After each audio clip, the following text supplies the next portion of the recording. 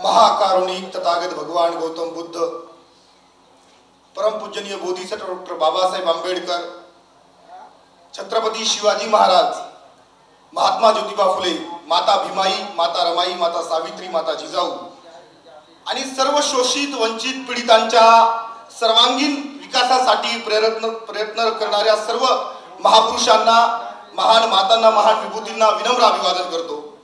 संविधान जागर समितीच्या वतीने ही संविधान जागर यात्रा संपूर्ण महाराष्ट्रात प्रवास करत आहे आणि या अमृत महोत्सवी वर्षानिमित्ताने ही जी संविधानाला 75 वर्ष पूर्ण झालेली आहेत, तर त्या निमित्ताने प्रत्येक जिल्ह्यामध्ये जाऊन संविधानाचा जागर करत आहे।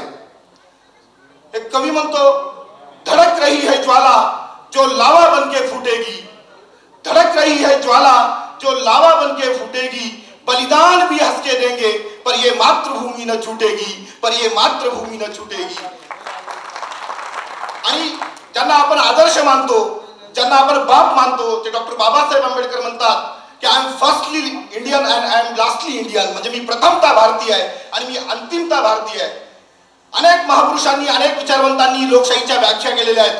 जेव्हा डॉक्टर बाबासाहेब आंबेडकरांना कोणीतरी विचारलं की तुमच्या दृष्टीने लोकशाही काय आहे, तर डॉक्टर बाबासाहेब आंबेडकर सांगतात की रक्ताचा एक शेवटचा थेंब सांडेपर्यंत, रक्ताचा एक शेवटचा थेंब न सांडता झालेली बदल किंवा क्रांती म्हणजे लोकशाही।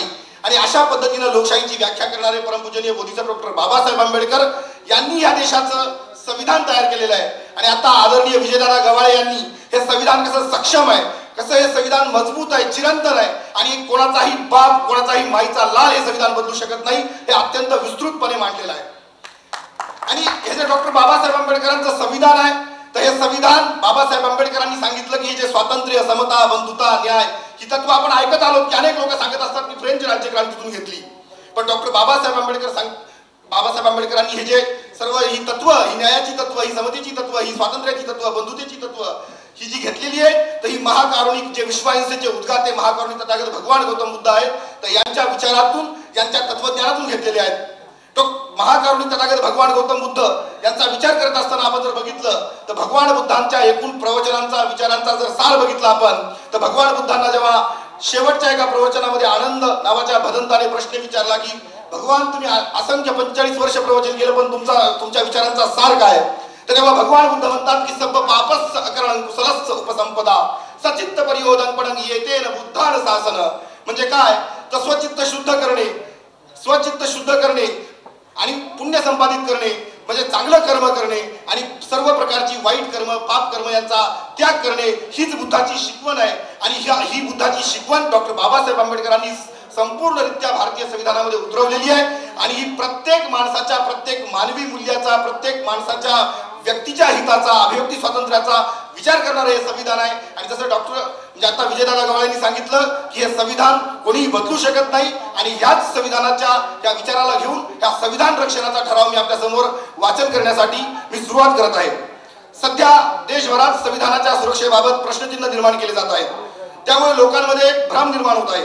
लोकशाही संपणार, हुकुमशाही येणार, मनुस्मृतीचे राज्य येणार असे कुठल्याही पुराव्याविना बिनबुडाचे व निराधार आरोप करणे सुरू आहे। खरं तर देशातील घराणेशाही संपुष्टात येऊन सर्वसामान्य माणसांना सत्तेपर्यंत घेऊन जाण्याचा मार्ग हा संविधानाशिवाय अन्य कोणताही असू शकत नाही। देशात झालेल्या या परिवर्तनामुळे अनेकांचे धाबे दणाणले आहेत व त्यामुळे त्यांनी थेट संविधानाच्या अस्तित्वावर प्रश्न निर्माण करून सर्वसामान्यांच्या भावनांचा खेळ चालू केला आहे। भारतीय संविधानाची मूलभूत चौकट अत्यंत भक्कम असून गोरगरीब कुटुंबांचे व सर्व अधिकार त्यामुळे सुरक्षित आहेत। आपण सर्वांनी अशा खोट्या व फसव्या प्रचाराला बळी न पडण्याचा निर्धार केला पाहिजे आणि असा खोटा प्रचार करणाऱ्यांना उघड पाडले पाहिजे। हा मी ठराव आपल्या समोर पारित करण्यासाठी आपल्या समोर ठेवतोय। हा जर याला आपण अनुमोदन देण्यासाठी दोन्ही हात वर करावेत अशी मी आपल्याला विनंती करतो। जय भीम, जय संविधान, धन्यवाद।